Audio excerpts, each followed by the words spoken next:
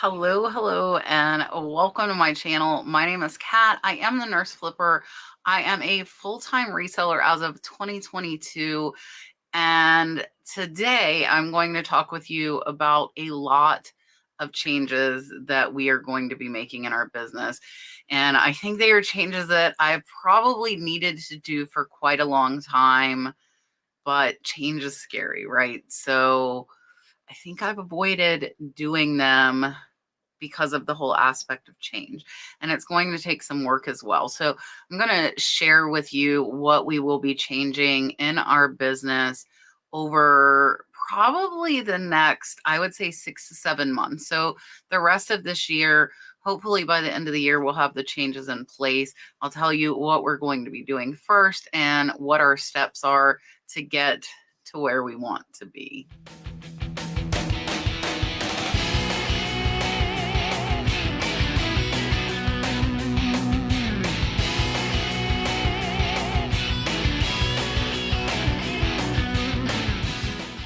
All right, so I'll tell you, this was all kind of brought on by my reseller podcast we do every Tuesday. If you do not know, every Tuesday, 8 p.m. Eastern Standard Time for 4 years now, I do a live reseller podcast and we answer your questions. And one of the questions this past Tuesday was, do you ever take a day off? And pretty resoundingly, the panel's answer was no.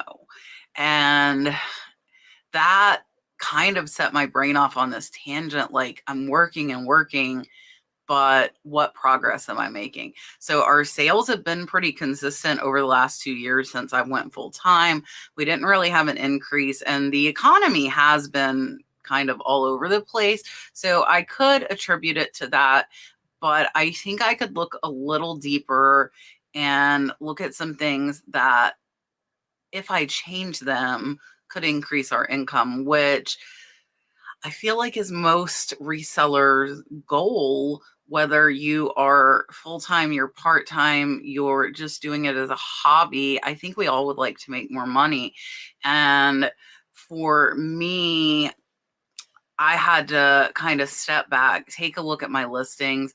And one of the things I've also always said is we don't pull listings down. So once they are listed, we have been listed and forget it. However, that is going to start changing. And the first thing that we are doing, kind of step one in this process, is everything under $10, we are completely taking out of our eBay store. And I will tell you, I looked and it is over 1,600 items, which is a lot. Now, I also will kind of explain that because I have bought lots and I will continue making lots and buying lots. So I buy lots. That is how I get a lot of my inventory, is off of online auctions. And the thing that I am most guilty of is trying to squeeze every single penny out of that lot that I can get. And I think that has been a detriment. And that's evidenced by these $1,600 items under $10. Now, I also want to say, before I kind of go too deep into this, that everybody has their own business model. You have to decide for you, like, what's the lowest dollar item I'm going to list? What is the lowest sell-through rate I'm going to list? And decide what will work for you. So all of these $10 items, when it was just me listing, was perfectly fine, because if you sell an item for $10, you are going to have about $2 in fees. I use 20% as kind of an average. Sometimes it could be a little bit more, and sometimes it's going to be a little bit less. But I figured $2 is pretty good to figure for fees. So you've got $2 in fees, you've got $1 for actually buying the item. So you're up to $3 there. And let's say you spend $1 on postage. And I know a lot of you get free boxes, free poly mailers. We do such a quantity, we don't get the free supplies. We just buy them. It would take so much time to acquire the amount of supplies we need. So say $1 into your supplies, and now you are up to $4, leaving you with $6 out of that original 10 for how much ever time you put into that. And I will tell you, I was an advocate of the dollar into 10 when I was doing it by myself. So I still think if you were doing it by yourself, it is a fast item to list. You don't have employees. I think a dollar into 10 is not bad. However, now I have employees, so I am paying someone $2 to list that item. So then that $6 is going down to $4.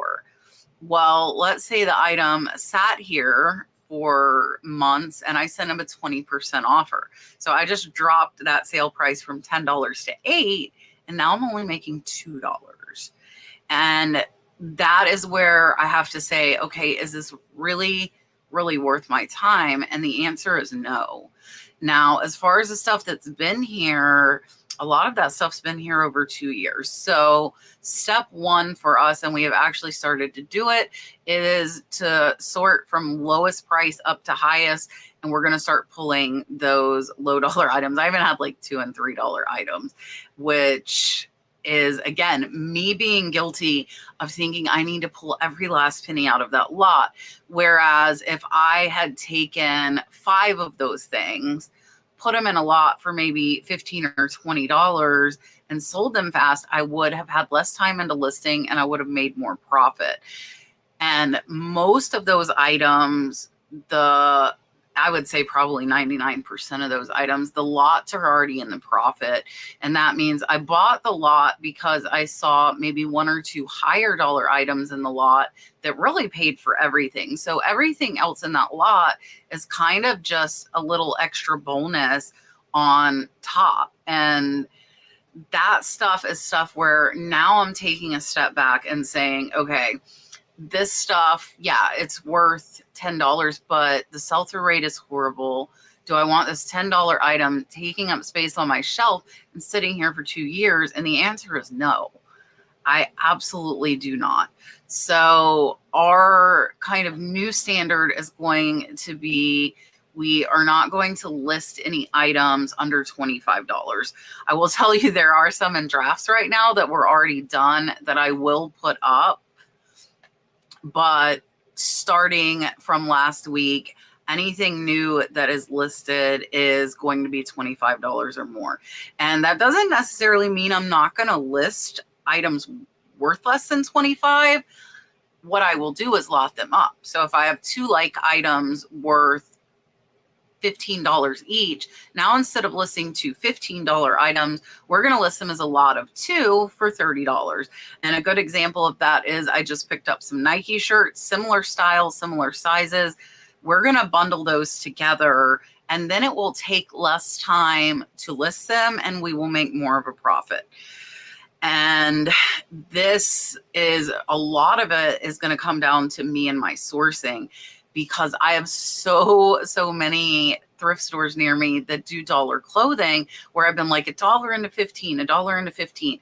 And now I'm taking a step back. And if there are not 2 items that are similar that I could lot up and do 2 for $30, I will start doing thrift boxes again.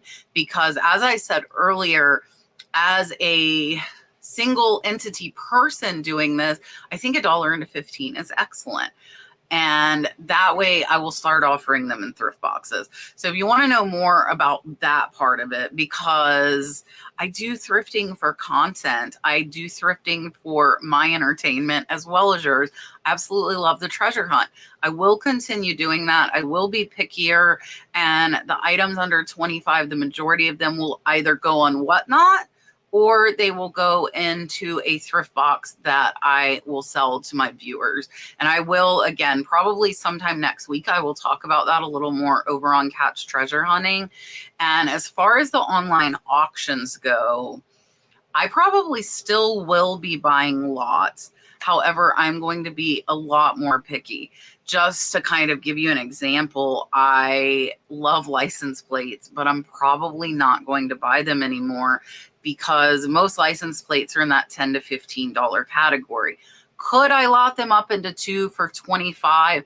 I could, but I would rather spend that time finding lots with $25, $50, $100 items versus kind of just making busy work for my employees, listing $10, $15 items. So all of this is boiling down onto me and my habits. And it is so hard for me to pass up this amazing lot at $1 an item into 10.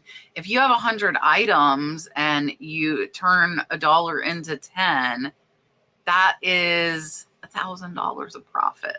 And that is kind of what I've seen. But what I haven't paid attention to is all of the time and effort and work that goes in to make that $1,000 profit, where I could have been more patient, been more picky, and picked up $100 items.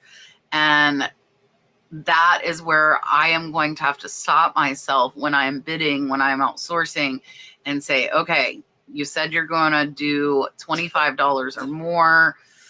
Is this meeting that criteria? And if it's not, is this something that would be good for somebody else to sell and me make a little profit? So if I buy it for $1, I might sell it to you for $3. And if the answer is no, that stuff's going to go back on the shelf.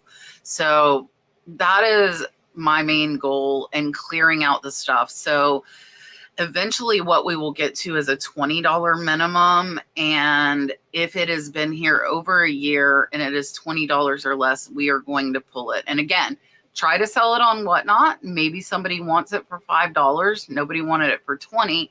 And if nobody wants it for $5, it will go to a free pile. I have somebody that runs a booth at the flea market. I give her stuff for free.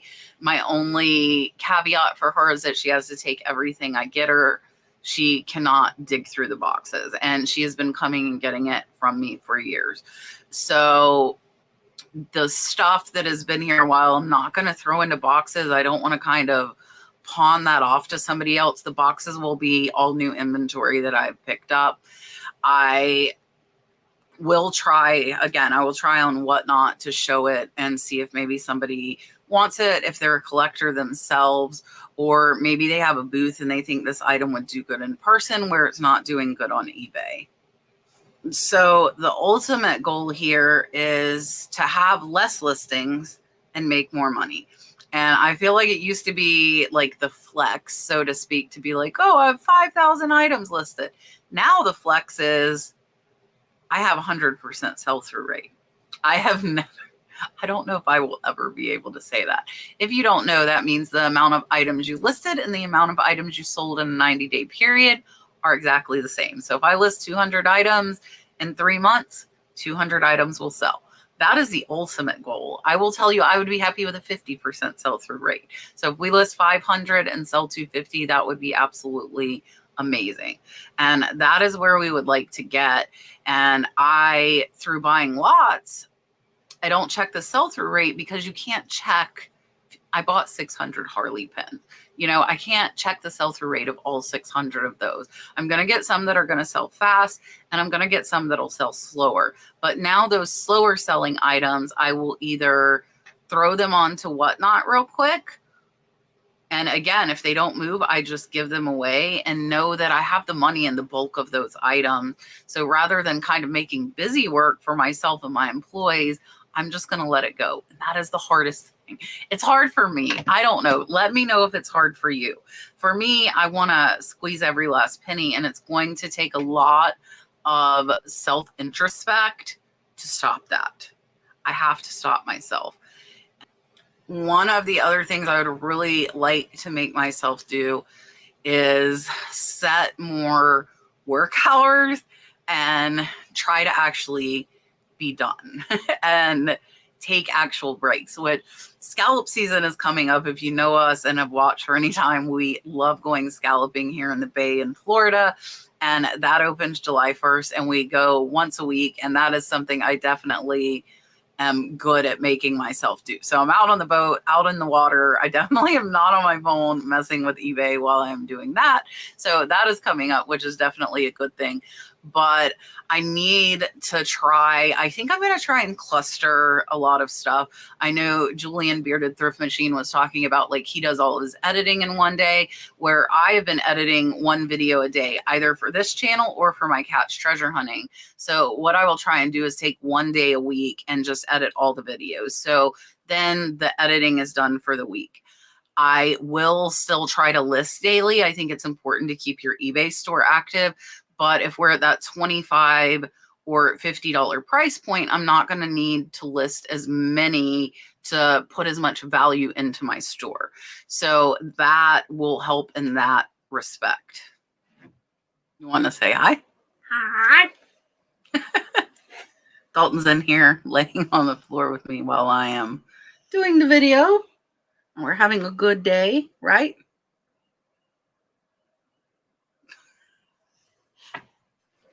Right now, we are actually not doing that bad.